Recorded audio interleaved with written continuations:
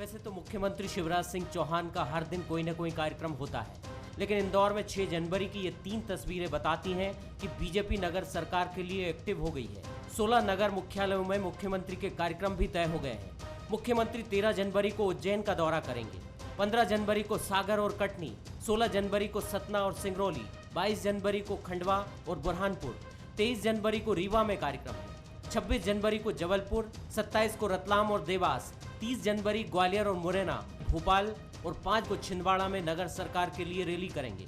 सभी नगर निगमों का 5 साल का रोड मैप रखेंगे। अफसरों को साफ निर्देश है कि योजनाएं ऐसी हों जो जमीन पर उतरे और काम दिखे। सीएम साहब के दौरे नगरीय निकाय को लेकर के नहीं होंगे, वो क्योंकि पूरा मध्य प्रदेश उनका है और मध्य प्रदेश के वो घट घट में बसते हैं, प्रत्येक जन नेता हैं प्रत्येक मध्य प्रदेश वासी के, इसलिए वो उनकी समस्याएं सुनने के लिए उनके बीच में जाते हैं, उनका समाधान करते हैं। इसको केवल चुनाव से जोड़ना बेमानी होगा, क्योंकि वो तो लगातार प्रवास करते हैं और जनता के बीच में रहते हैं, इसलिए इस दृष्टि से उनके कार्यक्रम बने।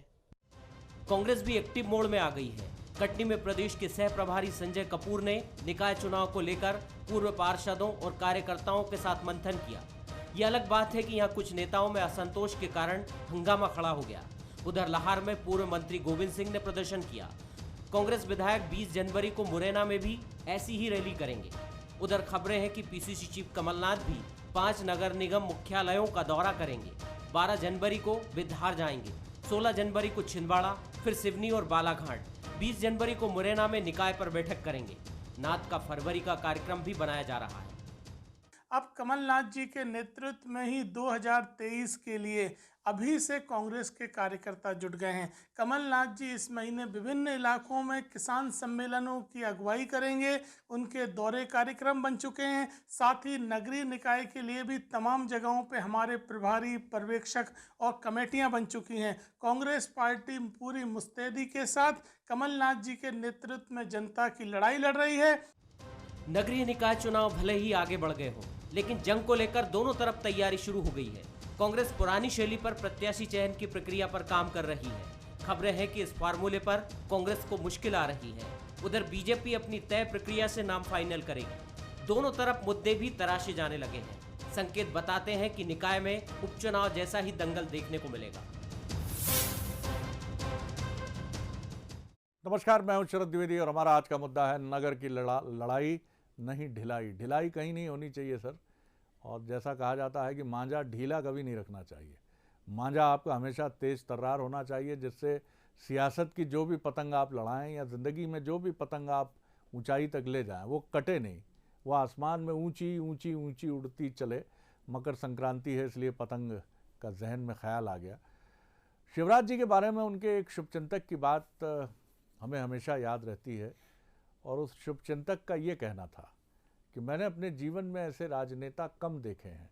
शिवराज जी की तरफ साफ तौर पर उनका इशारा था कि जो एक चुनाव जीतने के बाद ऐसा मानते ही नहीं है कि वो चुनाव जीत गए हैं, क्योंकि उनके चेहरे की चिंता बताती है कि अभी तो नगरीय निकाय है ना, उसमें भी दिखाना है अपने को जीत के। फिर उसके बाद पंचायत आ जाएंगे, पंचायत निपटते निपटते 2023 के दरवाजे पर खड़े हो जाएंगे।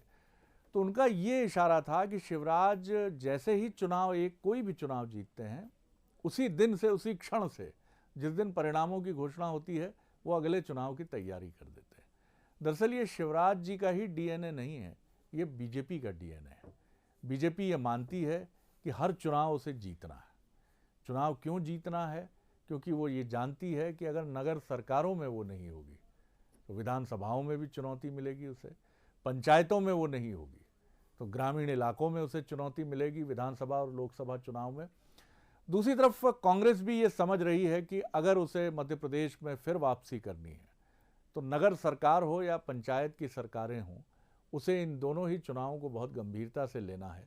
तो तैयारी वहाँ भी चल रही है। अब कितनी परवान चढ़ती है ये तो वक्त बताएगा, लेकिन इतना ज़रूर है कि बीजेपी, भले ही भगवान दास सबनानी ये कहें कि ये तो आप सोच रहे हैं, लेकिन सच्चाई यही है कि शिवराज जी न सिर्फ मौके का मुआयना कर रहे हैं नगर सरकारों के लिए, बड़े नगरों का भ्रमण करके वो वहाँ की स्थितियों का जायज़ा लेंगे और तमाम उम्मीदवार और ख़ासतौर से महापौर और अध्यक्ष पद के उम्मीदवारों के लिए एक विश्लेषण भी करते चलेंगे। आज इसी पर हम बात करेंगे। मिलिए उन मेहमानों से जो हमारे साथ हैं। हमारे साथ हैं सुशील शर्मा जी, वरिष्ठ पत्रकार, राजनीतिक विश्लेषक। हमारे साथ हैं भारतीय जनता पार्टी के युवा नेता प्रवक्ता दुर्गेश केशवानी जी, बहुत स्वागत है। और साथ ही कांग्रेस के सीनियर लीडर, सेवा दल मध्य प्रदेश के पूर्व अध्यक्ष योगेश यादव जी हमारे साथ हैं, उनका भी मैं स्वागत करता हूँ। सुशील जी, पहली टिप्पणी आपकी, तो क्या माने कि ये जो तैयारियां हैं ये नगर सरकार के लिए हैं, क्योंकि मार्च अप्रैल तक चुनाव संभावित हैं और अब लगभग ये तय है कि चुनावी तैयारियों में दोनों ही दलों को जो जितनी जल्दी पहल करेगा और बेहतर प्रत्याशी चुनेगा उसकी संभावनाएं उतनी मजबूत होंगी, क्या कहेंगे? नहीं, बिल्कुल ठीक है शरद जी। अगर आप देखेंगे मुख्यमंत्री का प्रोग्राम, तो वो प्रोग्राम भी ये बताता है कि उनको जिन जिन जिला मुख्यालय जहाँ भी जा रहे हैं वो कहीं ना कहीं नगरीय निकायों के चुनाव की तैयारियों को लेकर से ज़्यादा ये है कि सरकार क्या करने वाली उन नगरीय क्षेत्रों में, उस पर ज़्यादा विमर्श होगा और उसी से संबंधित मुख्यमंत्री कुछ घोषणाएं करेंगे। और दूसरी महत्वपूर्ण बात ये भी आप समझ लीजिए कि नगरीय निकाय चुनाव बीजेपी से ज़्यादा कांग्रेस के लिए महत्वपूर्ण है। बीजेपी 16-0 से मेयर के चुनाव में पिछली बार रही थी, लेकिन कांग्रेस को यदि 2023 की तैयारी करनी है, क्योंकि देखिए सरकार जा चुकी है, कार्यकर्ता हताश है, निराश है, और कार्यकर्ताओं को यदि अब कोई अवसर मिल सकता है तो वो नगरीय निकाय का अवसर है। जितना कांग्रेस ज़्यादा अच्छा परफॉर्म करेगी, उनके कार्यकर्ताओं को 2023 तक की ऊर्जा मिलेगी वहाँ से। अगर इसमें भी पिछले चुनाव की तरह, नगरीय निकाय चुनाव की तरह अगर विफल हो गया, तो मुझे लगता है कि कांग्रेस की राह और मुश्किल हो जाएगी। बीजेपी भी इसी स्ट्रैटेजी पे काम कर रही है कि कांग्रेस में जो हताशा और निराशा का जो माहौल है उसको बनाए रखने के लिए नगरीय निकाय में वैसा ही प्रदर्शन किया जाए, वैसी ही तैयारी की जाए, ताकि फिर से जो 15 साल का जो है या 10 साल का जो वो बीजेपी मान के चले कि हम कांग्रेस को लगभग जो है पीछे की तरफ धकेल दें। क्योंकि एक इसमें सबसे महत्वपूर्ण बात है कि 2018 का जो चुनाव है या जो ये 28 सीटों का उपचुनाव है, उससे एक बात बहुत स्पष्ट हो गई है, कांग्रेस के पास आज भी वोट बैंक वापस है।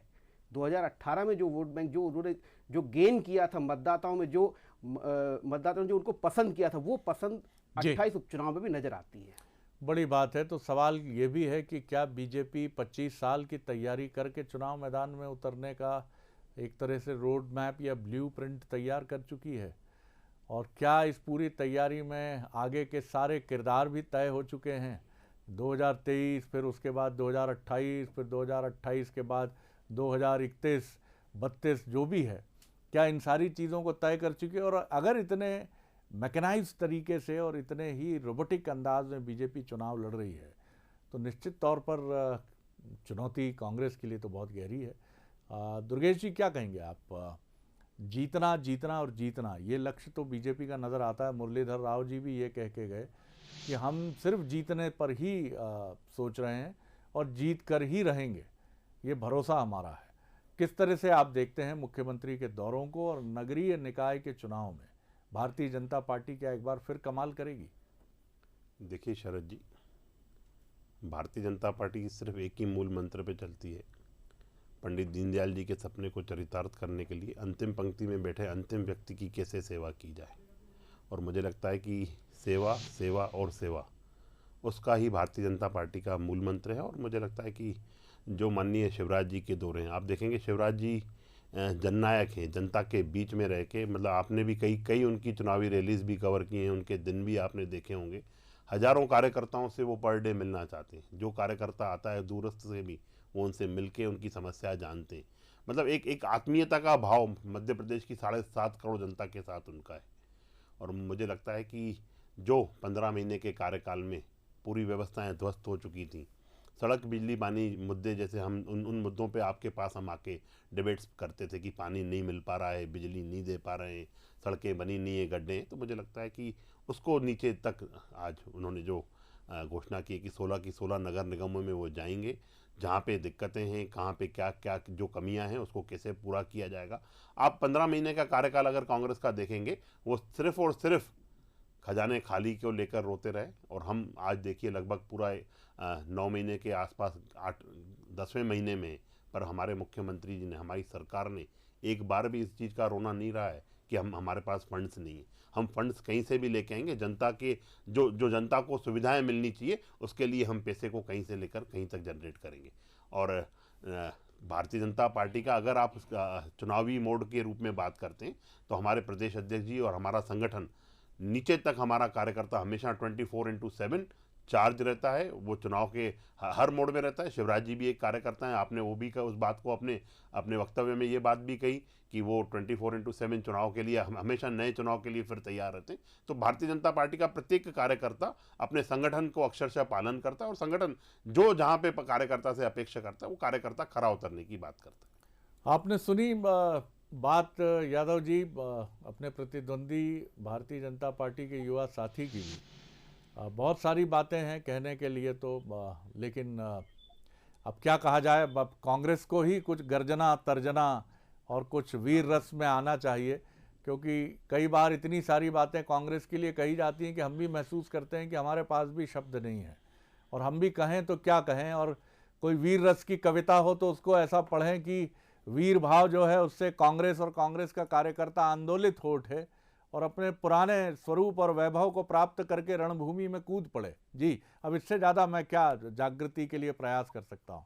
महेंद्र जी, योगेश जी। देखिए शरद जी, ये जो चुनाव है जी, ये नगर निगम नगर निकाय का चुनाव एक जनता के साथ सीधे संवाद और जनता के सीधे काम से जुड़ा हुआ चुनाव होता है। इसमें नरेंद्र मोदी जी का जो छदम राष्ट्रवाद चलकर आप वोट नहीं ले सकते, जिससे पहले की दुर्घटना मध्य प्रदेश के साथ हो चुकी है। मध्य प्रदेश के नगर निगम में करीब करीब सभी पर भारतीय जनता पार्टी का कब्जा रहा, लेकिन उसके बाद जो परिणाम आए तथाकथित रूप से, चाहे वो इंदौर की नगरी हो, भोपाल हो, जबलपुर हो, ग्वालियर हो, जिस तरीके से जो चुनावी वादे किए गए थे या वचन पत्र दोहराए गए थे, वो आज कहां पर हैं, जस के तस हैं। चाहे मेट्रोपॉलिटन का मामला हो, किस स्पीड से कार्य हो रहा है, इंदौर अपने आप को ठगा सा महसूस कर रहा है। स्मार्ट सिटीज के मामले हो, जिस तरीके से तोड़फोड़ और विध्वंसकारी ताकतें ज्यादा हावी रही है बनिस्बत विकास के। हम ये चुनाव को लड़ेंगे, स्थानीय मुद्दों पर लड़ेंगे, स्थानीय समस्याओं के आधार पर लड़ेंगे, और स्थानीय निकायों पर नगर निकाय के चुनाव में जिस तरीके से प्रतिनिधित्व दिया जाना चाहिए, कांग्रेस उसको फोकस कर रही है। कांग्रेस स्थानीय मुद्दों पर चुनाव लड़ेगी। भारतीय जनता पार्टी का एक शगल हो गया है, वो भ्रम की राजनीति की तरफ बढ़ाती है, कभी राष्ट्रवाद का नारा, कभी धर्मवाद का नारा, और बुनियादी आवश्यकताएं आज भी बड़े बड़े शहरों में, छोटे छोटे नगर पालिका, नगर निकाय, नगर पंचायतों में बदतर स्थिति है, और नारकी जीवन में मध्य प्रदेश का नागरिक जी रहा है। कई मैं आपको ऐसी नगर निकाय, नगर पंचायतें बता दूंगा जहां भ्रष्टाचार का बोलबाला रहा है। नगर निगम में जो वादे किए थे उन एजेंडेस को हम वापस निकाल रहे हैं, और ये चुनाव हमारा स्थानीय स्तर का कार्यकर्ता लड़ेगा, हमारा नीचे स्तर का मजबूत कार्यकर्ता लड़ेगा।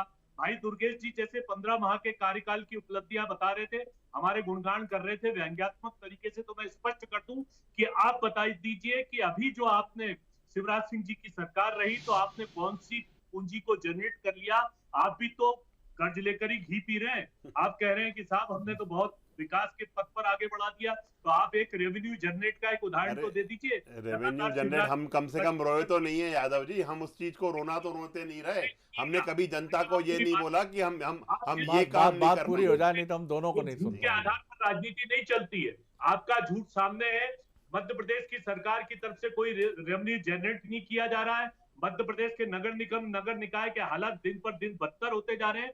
और शरद जी, आपने बहुत अच्छी बात कही, मकर संक्रांति का मौसम है, पतंग के दिन है, हमारा मजबूत मांझा है, चाइना का मांझा हमारे पास नहीं है, हमारा उचका पकड़ने वाला भी मजबूत है, और धोखे से पतंग अब की नहीं कटेगी। धोखे से पतंग काटने वालों के प्रति हम सचेत रहेंगे, और मकर संक्रांति का त्योहार कांग्रेस जमकर मनाएगी। ये आने वाले समय को हम आपके सामने प्रस्तुत करेंगे। उसके लिए ये भी बहुत जरूरी है योगेश जी की चरखी सही हाथों में हो, और पतंग की जो ठुनकी लगाते हैं वो ठुनकी भी सही तरीके से लगे, क्योंकि सब कुछ बढ़िया है आपके यहाँ, कोई कमी नहीं है। मैं फिर कहता हूँ कि 96 विधायकों की संख्या जिस पार्टी के अपोजिशन के तौर पर हो सदन में, उस पार्टी के बारे में ये राय तो बिल्कुल नहीं बनाई जा सकती कि वो कमज़ोर है। लेकिन कहीं तो कुछ ऐसा है जिसको कमज़ोरी ना भी कहें तो क्रूशियल मौक़ों पर रन न बना पाने की विफलता है, कि सब कुछ हाथ में आने के बाद भी चीज़ें हाथ से जो फिसल जाती हैं। कांग्रेस के लिए चिंता का विषय वो है। बाई इलेक्शन में भी आपकी परवाज़ बड़ी अच्छी मानी गई, और शुरुआत भी आपने बहुत अच्छी की, और उसकी वजह से बीजेपी के खेमे में भी हलचल थी। लेकिन फिर ऐन वक्त तक आते आते कई घटनाएं ऐसी घट जाती हैं। इसी की तरफ सुशील जी क्या कांग्रेस की मुख्य तवज्जो होनी चाहिए। लेकिन हम पीछे देखते हैं बैटिंग लाइनअप में, तो आपको 2018 में कमलनाथ जी को बुलाना पड़ा, अब अगर मैं फिर देखूं कमलनाथ जी नहीं होंगे, नगरीय निकाय के चुनाव में बहुत महत्वपूर्ण भूमिका में नहीं होंगे, तो कौन होगा? कौन से जी होंगे जो 2018 की तरह कांग्रेस के लिए बहुत कुछ बदल देंगे? आजमाए हुए चेहरे हैं, पहले बल्लेबाजी करने आ चुके हैं, 2-2, 3-3 टेस्टों की श्रृंखला खेल चुके हैं वेस्ट इंडीज, इंग्लैंड और ऑस्ट्रेलिया के साथ, और अधिकांश सीरीज में हारे हैं। देखिए शरद जी, कांग्रेस के जो अधिकांश तीर जो है वो तरकश से निकाल के आप देखिए 2003 से लेकर 2018 तक आजमाए जा चुके हैं। एक जो बड़ा तीर था उसने तो दल ही बदल लिया है। अब कांग्रेस को ये देखना है कि क्या युवा के माध्यम से चलना है या कमलनाथ के माध्यम से ही। ये एक बहुत महत्वपूर्ण लड़ाई होगी नगरीय निकाय की, क्योंकि ये 2023 का प्लेटफॉर्म तैयार करेगी। कार्यकर्ता को काम नहीं मिलेगा, कांग्रेस के कार्यकर्ता को तवज्जो नगरीय निकायों के माध्यम से ही लगातार ऊर्जा मिलती रहेगी, तो ये फोकस होगा। लेकिन देखिए, आप अगर इस पूरे परिणामों को देखेंगे तो जो 16-0 का क्लीन स्वीप भी किया था बीजेपी ने, उसकी बहुत बड़ी वजह थी। 2013 का जो विधानसभा चुनाव हुआ था उसमें शिवराज सिंह चौहान भारी बहुमत से आए थे, 165-167 सीटें उनको हासिल थी। उसके बाद हुआ था केंद्र का चुनाव, उसमें मोदी जी आए। तो उसके बाद जो टेम्पो जो बना था डबल इंजन ट्रिपल इंजन वाला, उसमें ये 16-0 की क्लीन स्वीप करने में बीजेपी कामयाब हुई थी। लेकिन ये 2021 चल रहा है, परिस्थितियां बदली हुई हैं, सरकार किस तरीके से चल रही सबको मालूम है, सरकार में कौन कौन रिमोट लेके बैठे हैं, और मुख्यमंत्री शिवराज सिंह चौहान लेकिन वही परफॉर्मेंस जो उनका 14-15 का था उसी को दोहराने के लिए एक नई स्ट्रेटजी के साथ मैदान में उतरने की तैयारी कर रहे हैं। जो आप कांग्रेस की बात करें, कांग्रेस के लिए सबसे बड़ी चुनौती ये होगी कि किसके माध्यम से इस महत्वपूर्ण जंग को जीता जाए। कोशिश बहुत अच्छी कर रही है, लेकिन आपने जो एक बात कही ना कि पेंच तो बहुत अच्छा लड़ाते हैं, लेकिन आखिरी में जो है कहीं ना कहीं दिक्कत हो जाती है, इनकी पतंग कट जाती है। तो इनको अपनी पतंग कटने से बचाना है, क्योंकि अब इनके पास ज़्यादा पतंग है भी नहीं। ये एक बड़ा सवाल है कि पतंगें अगर होंगी तभी आसमान में उड़ेंगी, और जो पतंगें हैं उन पतंगों में कई पतंगें ऐसी भी हैं जिनमें कई बार कन्नी भी बांधी गई है कि वो संतुलित रहें, लेकिन उसके बाद भी वो इधर उधर झुक जाती हैं और पार्टी के लिए मुश्किल पैदा करती हैं। ऐसा नहीं है कि बीजेपी की पतंगों में कन्नी नहीं लगी है, लेकिन वहाँ की कन्नी बड़ी अदृश्य कन्नी होती है, और वो कन्नी जहाँ से आती है वो जगह बड़ी पुण्य मानी जाती है, और वहाँ से वो जो अदृश्य कन्नी लगती है तो व्यक्ति ऐसा फिक्स हो जाता है कि वो दाएं बाएं देखना नहीं, सिर्फ मुस्कुराकर एक ही जुबान में एक ही चीज़ कहता है कि पार्टी के संस्कारित अनुशासित कार्यकर्ता हैं और पार्टी के लिए समर्पित भाव से लगे रहेंगे, कुछ मिले या ना मिले, ना ऐसी आकांक्षा है ना ऐसी अपेक्षा है। दुर्गेश जी। निश्चित रूप से शरद जी, पतंगों की बात चल रही है और कांग्रेस के प्रवक्ता साथी भी पतंग तोड़ाने की बातें कर रहे हैं, पर वो डोर किसके हाथ में है ये बता नहीं पाएंगे कि वो डोर कौन सा साथी उस डोर से पतंग को क्या कराना चाहता है, पेज लड़ाना चाहता है, क्या लड़ाना चाहता है। मध्य प्रदेश की जनता ने इनको जब मौका दिया तो निश्चित रूप से उन 15 महीने के कार्यकाल में, जो हम 15 साल में कभी आपके चैनल्स पे हमने डिबेट नहीं की होगी सड़क बिजली पानी को लेके, वो डिबेट आपके चैनल्स पे हम लोगों को करनी पड़ी। उपलब्धियां और मेरे मित्र जो भी बातें करें, जो बातें बताएं कमलनाथ जी, पर कमलनाथ जी ये तो बताते मैदान में कितनी बार नीचे उतरे 15 महीने में। ट्विटर और फेसबुक से तो वो पूरे प्रदेश चलाने लग गए थे। इसके अलावा जनता के बीच में, जो जनता जब चाहती है कि सुख में दुख में हम उनके साथ खड़े हों, कमलनाथ जी नज़ारत थे।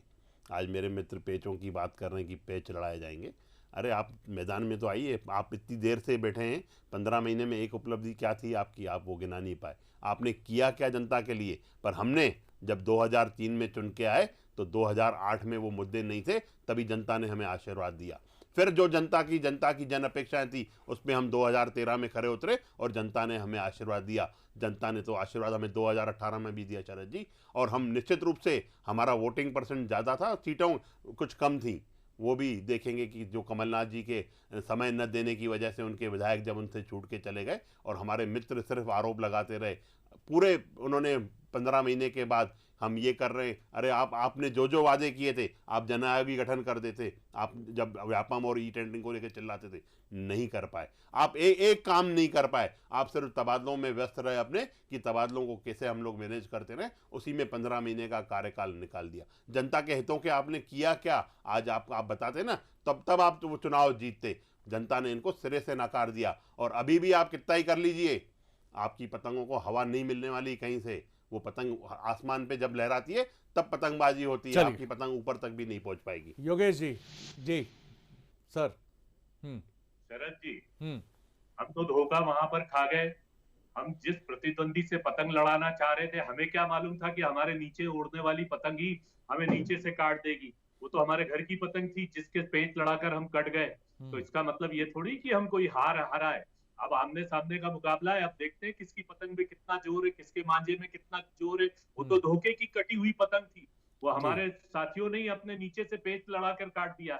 अब आएंगे मजबूती से। और जहां तक दुर्गेश जी, 15 माह कमलनाथ जी का कार्यकाल ऐतिहासिक कार्यकाल रहा, जो 15 साल के आपके शिवराज सिंह जी के कार्यकाल तो एक बता दो, उद्योगपति थे। दुर्गेश जी सुना करें, दुर्गेश जी सुना करें। जी। वो कार्यकाल इतना महत्वपूर्ण रहा कि आज जो विजन कमलनाथ जी सौंप कर गए थे, किसी भी चाहे मैग्निफिसेंट के संबंध में हो, चाहे चाक चौबंद प्रशासन के संबंध में, उसका आप शिवराज सिंह जी अनुगमन कर रहे हैं। और शिवराज जी स्वयं स्वीकार कर रहे हैं कि नहीं, अब मैं आप में चेंज हो गया हूँ, क्योंकि उनको मालूम था कि 15 साल का जो हमने शासन दिया था वो किस स्थिति का शासन दिया है। तो वो तो कमलनाथ जी की जो मुख्यमंत्रित्व का कार्यकाल था उसको कर रहे हैं। लेकिन फिर भी मैं दावे के साथ कह सकता हूं कि शिवराज सिंह जी कोशिश कितनी भी करें, लेकिन 15 माह का कार्यकाल इस मध्य प्रदेश के लिए एक आशा थी, एक नियोजन था और एक ऐसा विजन था, एक ऐसी दृष्टि थी कि मध्य प्रदेश विकास के आयाम स्थापित करता और चुस्त प्रशासन हम देते। हम नगरीय निकाय, नगर निगम के चुनाव में शरद जी कह रहे थे कि डोर किसके हाथ में रहेगी, पतंग किसके हाथ में रहेगी। स्थानीय नेता अनुमति दे तो एक छोटा प्रश्न जरूर लड़ेगा, नीचे का हमारा जमीन का कार्यकर्ता चुनाव लड़ेगा और मेहनत से लड़ेगा, ईमानदारी से हम सच के साथ जाएंगे और पारदर्शिता को लेकर जनता के बीच में जाएंगे। और अति आत्मविश्वास नहीं है, लेकिन ये विश्वास तो हमें कायम है। जैसा शरद जी आप बता रहे हैं कि 2-4 सीटों के जी एक प्रश्न है मेरा विनम्रता से जी, मेरा प्रश्न ये है कि आप कांग्रेस कमजोर है, मध्य प्रदेश में कांग्रेस मजबूत है। प्रदेश अध्यक्ष रूपी पतंग और नेता प्रतिपक्ष रूपी पतंग जो हैं, इनसे अब रहस्य का पर्दा हटना चाहिए। मतलब रहस्य तो कुछ नहीं, अभी आपके नेता प्रतिपक्ष और प्रदेश अध्यक्ष एक ही हैं कमलनाथ जी, लेकिन ये बिल्कुल माना जा रहा है कि एक पद ही वो रखेंगे। तो कम से कम मकर संक्रांति के पहले ये पतंगें स्पष्ट हो जानी चाहिए कि नेता प्रतिपक्ष वाली पतंग कौन सी है और प्रदेश अध्यक्ष वाली पतंग क्या वही पुरानी पतंग है।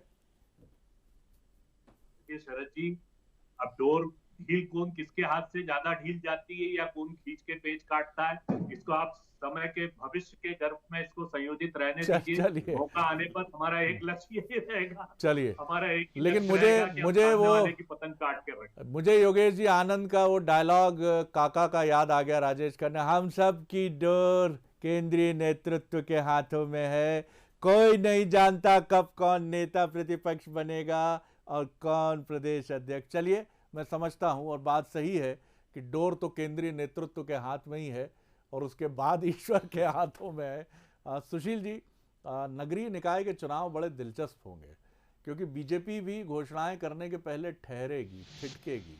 हालांकि अब उसके पास 2023 तक का स्पष्ट जनादेश है, तो कहने में वो कांग्रेस की तुलना में तो ज़्यादा स्वतंत्र होगी।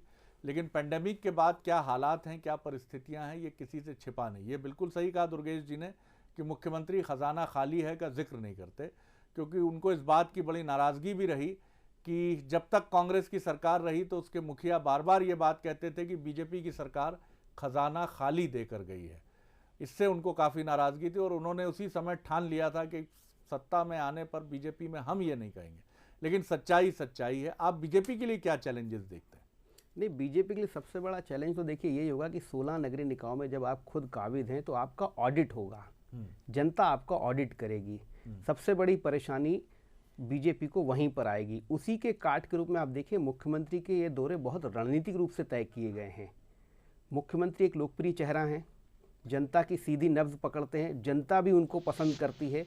तो ये जितना ज़्यादा नगरीय क्षेत्रों में घूमेंगे तो जो ऑडिट की जो समस्या है बीजेपी उससे थोड़ा मुक्त होगी, थोड़ा उसमें कमी आएगी। दूसरी महत्वपूर्ण बात है, देखिए आप जो अभी इंदौर में मुख्यमंत्री गए थे तो उन्होंने जो कार्यक्रम था वो तो किया, इसके अलावा जितने आवेदन आए थे उनमें से कुछ प्रमुख लोगों के आवेदन पे तुरंत चीज़ें मंजूर भी की। तो ये जो मुख्यमंत्री शिवराज सिंह चौहान का रवैया है या जो तरीका है ये लोगों को बहुत भाता है। आप किसी शहर में जा रहे हैं, किसी शहर में अगर बहुत सारी डिमांड्स हैं उसमें से एक दो बड़ी डिमांड्स पे यदि आप कह देते हैं और देखिए बहुत बहुत सिंपल सी बात है, कांग्रेस ये बात कहती थी कि खजाना खाली मिला, बीजेपी भी जानती कि खजाना खाली है, लेकिन वो जनता को बताती नहीं, वो बोलती कि हम पैसे की व्यवस्था कर रहे हैं। तो ये एक सकारात्मक नकारात्मक जो जनता के बीच में मैसेज देने की बात है, उसमें बीजेपी थोड़ा सा जो है प्लस करती है। उसी का नतीजा कि आप देखिए, बीजेपी के सबसे बड़ा प्लस है उसके पास कैडर है, कार्यकर्ता की पूरी टीम है, रणनीति है, और सबसे बड़ा जो आपने कहा कि एक अदृश्य शक्ति जो है, वो अदृश्य शक्ति जो है अंत में लग जाती है, जिसको कहते भी हैं चुनाव में कि अब तो अदृश्य शक्ति भी लग गई है। तो वो अदृश्य शक्ति का भी कमाल चुनाव में होगा। लेकिन कांग्रेस को रोकने की बीजेपी की स्ट्रेटजी में फिर यही बोलूंगा कि 2023 तक कांग्रेस को दम ना मिले, इसलिए रोका जाएगा उसे। एक बार एक बहुत सीनियर आईपीएस अधिकारी से हमारी बात हो रही थी और उनसे हमने पूछा कि ये देश भारत की बात थी। उन्होंने कहा कि शरद जी, आपको अगर आप ये सोचते हैं कि इतने विशाल देश को पुलिस व्यवस्था या कानून व्यवस्था के तहत संभाला जा रहा है, तो शायद आप गलत सोचते हैं, क्योंकि इस देश को संभालने वाली जो असली शक्ति है वो है लोगों का ईश्वर में विश्वास, और वो ये मानते हैं कि उनके अच्छे और बुरे कर्मों को ईश्वर देख रहा है। इसीलिए 45 डिग्री तापमान में भी जुम्मन मियाँ रोशनपुरा की चढ़ाई पर लोहा सरिया ठेले में डालकर ऊपर चढ़ते हैं, या कन्हैया लाल जी चढ़ते चले जाते हैं। वो ये नहीं सोचते कि छुरी हाथ में ले लेनी चाहिए और किसी को डरा धमका के पैसा हासिल करना चाहिए। एक नैतिक दबाव, एक नैतिक प्रेशर हर किसी पर होना चाहिए।